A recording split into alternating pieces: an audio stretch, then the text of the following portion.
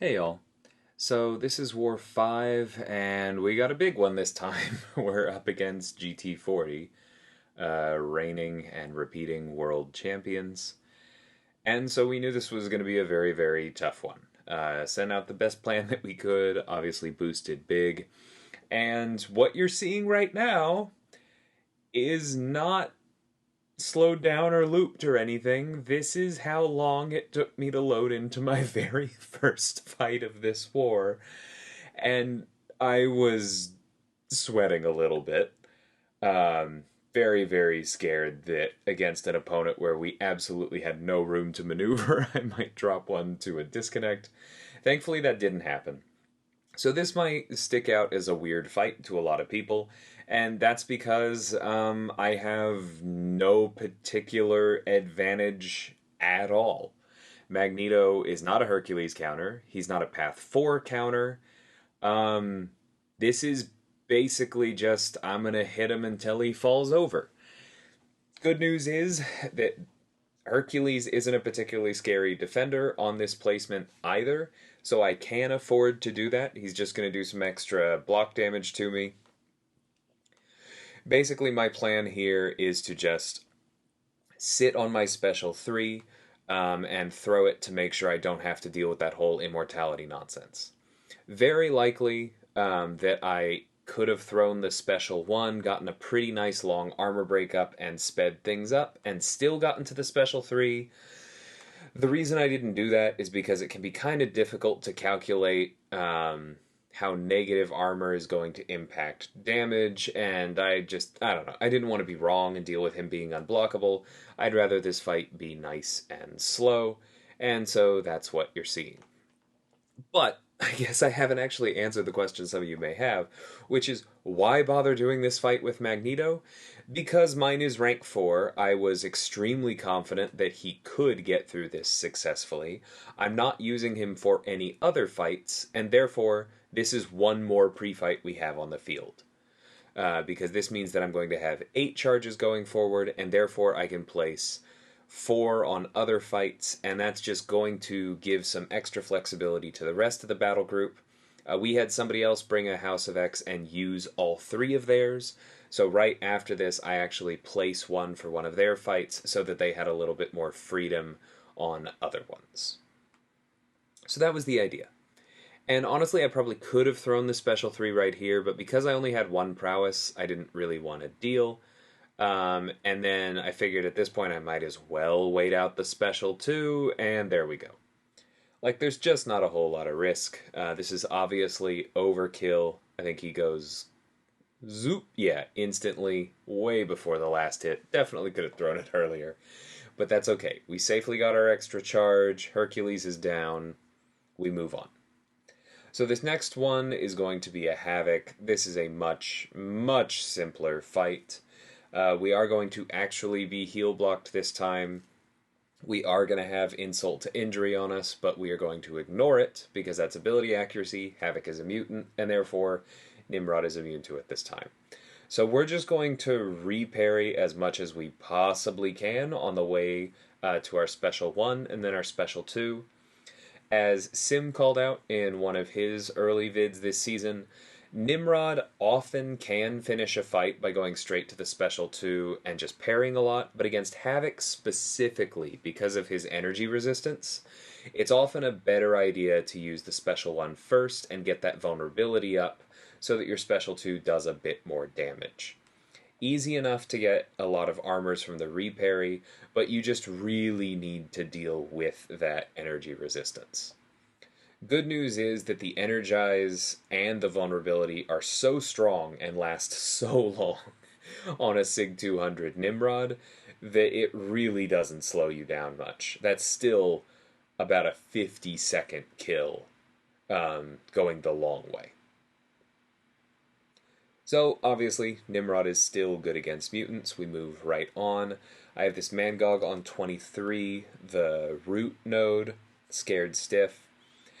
This could be a difficult placement for a lot of alliances because GT40 was banning Spider-Man 2099, which is what most people would send to this.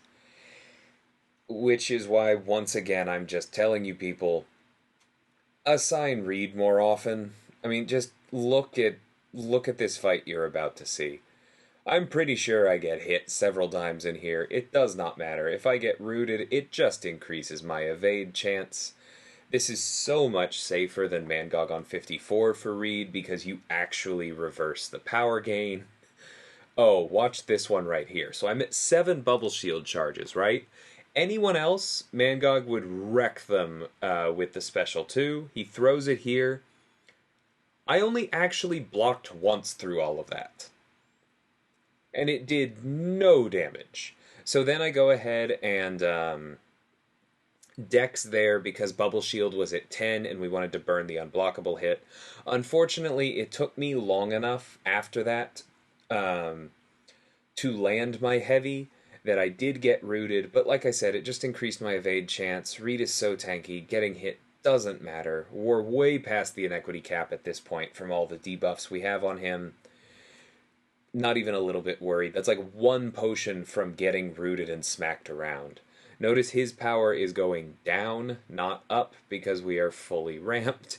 He's gaining nothing when we hit him between all of those suppressions and the Petrify Mastery reducing his combat power rate. Just the simplest fight in the world for Reed. If that was a rank 3 Mr. Fantastic instead of a rank 4, you'd probably go up to the special 3 once after ramping, but we didn't even need to do that. So then we have this Mordo here. What could be a very difficult fight, again, because Spider-Man 2099 is banned, and Titania against Mordo can work, but you kind of have to manage your haymakers. Stand your ground gets a little tricky.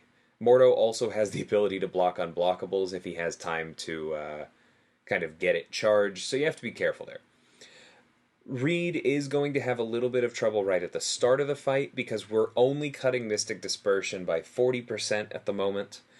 Completely slipped my mind there that I had a buff on me and therefore that blocking his special 1 was going to do degen. Thankfully, due to debuff Siphoner and inequity, didn't really hurt much. Now we're ramped enough that I'm really not worried about Mystic Dispersion. Nor am I worried about his power gain. I'll knock him down with his heavy if I can, but we are in control now. Anywhere where there's not enhanced power gain, I consider the fight to be over pretty much when I throw my first special 2 with Mr. Fantastic. Because that's when you get an 80% reduction to ability power and a 50% reduction to combat power, plus another 30% reduction to combat power with the Petrify Mastery while they're stunned. Actually, that wasn't in play here because it doesn't affect the passive stuns from Magneto House of X. But yeah, very, very good counter. Sauron on EMP mod is a solid placement. You can definitely catch a Nimrod with that if they also get hit by the unblockable a few times or something. But personally, I think this isn't quite as good as the Weapon X that a lot of alliances are placing here, because his health pool is just smaller. And if you don't have the regen to rely on, if you don't have basically ways to prolong the fight, he can't even really go unblockable against Nimrod, right? Because you're controlling the regen and the prowess. Then I just don't think there's a whole lot of risk for those passive shocks to tick Nimrod down enough before he's just going to end the fight. You can see we have 9 on us, and they hurt. Like, 1,000 damage per tick is real, but then this happens. So yeah, not a bad placement, but one that does require the attacker to mess up, in my opinion. So I'm not going to lie, there was part of me, because this, I was fully boosted, I was in the zone, I was tempted to take this, but we had a void in the wings, and so I just put these 2 pre-fights on, not suppression, because that makes it harder to manage things rock stacks. And I figured that would just make our void player have that much easier a time of it in the morning. We move on to Sorcerer. This is, again, a very good placement with Spider-Man 2099 banned, because even Magic could struggle here if any debuffs got up at all to cause her power lock to glance. But Reed doesn't really need to worry about glancing. When he knocks down the opponent with his heavy, that refresh is not subject to ability accuracy. Similarly, when he throws his special 2, because that's on activation, as long as you're not in the middle of a combo when you do it, it cannot glance. And I think actually even then it cannot glance because it's based on your opponent's ability accuracy, not your own. That's because the code for pre-fights actually lives on the opponent, which is the same reason that Mr. Fantastic's pre-fights can sometimes fail to duplicate when you throw the special 2 while your opponent is stunned if you're running Pacify. So we're doing pretty well here. We don't really need to worry about ramping. I did try to parry an unblockable special 2. Not cool.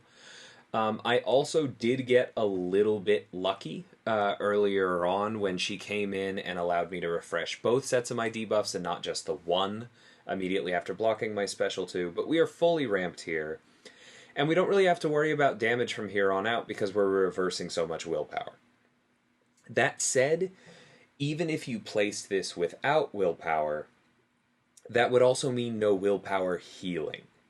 And I think that Mr. Fantastic just is going to ramp high enough in terms of his raw damage output that because he doesn't have any abilities that can fail in his basic combos, and because glancing only cuts damage by half and you don't really care about landing crits with him, I think that he would still be quite good for this against a sorcerer with willpower turned off. I did invuln for this fight as opposed to power start. You'll notice that I power started last war for Mangog, but invulned here. And that's because with Mangog, the threat is usually the special 2, and his ability power isn't that high. What you really want to shut down is his combat power, in my experience. Sorcerer, on the other hand, has much higher ability power, and you're never going to turn it off meaningfully, as you saw. Whereas you don't have to worry about her combat power as much. So with her, the risk is her getting to her special 3, having a ton of extra attack from Aspect of Evolution, and just destroying you. So that's why I went with the invuln. Obviously, I burned it by trying to block that unblockable special attack, but I still think that means that it was the right call, because I didn't die to that unblockable special attack. So yeah, this was a very fun war. Thank you, GT, for giving me such an excellent opportunity to showcase Mr. Fantastic. I have been missing it. But we did lose this one. They did not die against us at all. They went 150 and 0. Incredibly impressive performance. We did not do as well as last war. We definitely had a few silly ones that we dropped. It does happen. But on some level, it's almost refreshing that it didn't matter. Because I don't think... I will just say it. I don't think our alliance is capable of a fully deathless clear. I think we're capable of very close to that. But this is not a performance that we could have topped. And so, kind of nice that it was that our worst war of the season, I think, was against them. And it just happened to line up this way. So very well played to GT40. And hopefully we can clean up a few things for our next one. Not sad to start the season off 4-1. We'll definitely take that. Hopefully we can buck the trend that we've followed the last couple seasons and actually win a few more and not just win all of our first few and then lose a bunch in a row. I would really love to not do that again. Not good for my blood pressure at the end of the season. So we'll see you on the next one. But until then, thank you so much for watching, and take care.